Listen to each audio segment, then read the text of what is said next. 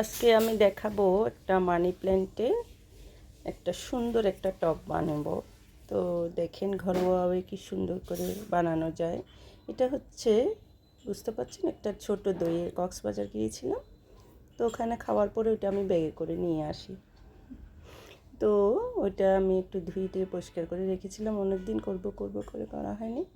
মানি প্ল্যান্টের ইয়েগুলো কেটে এই যে দেখুন একটা পেপার দিলাম যাতে মশা মাছি না হয়। তো মানি প্ল্যান্টের গ্লাসগুলো তো ওভাবে বেঁধেছি, দিকে একটু ছিদ্র করে দিলে তাহলে ঢুকাতে একটু রাবার দিয়ে বেঁধে দিয়েছি। ওগুলো থেকে কিন্তু পানি থেকে আবার শেকড় বের হবে।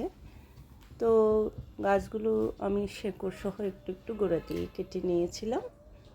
বেশ সুন্দর একটা দেখুন হোমমেড একটা সুন্দর একটা, আপনি এভাবে যে কোনো ডাইনিং টেবিল, সেন্টার টেবিল এবং পড়ার টেবিলে সুন্দর করে একটু সাজিয়ে রাখতে পারেন।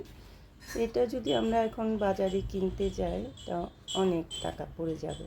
তার থেকে এরকম এই যে ছোটো ছোটো জিনিস, এগুলো আমরা ফেলে না দিয়ে এরকম কাঠের আছে, মাটির, প্লাস্টিকের, আমি আস্তে আস্তে আরও করব।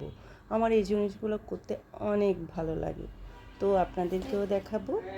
দেখুন বেশ সুন্দর, অনেক সুন্দর লাগে না? ভীষণ সুন্দর।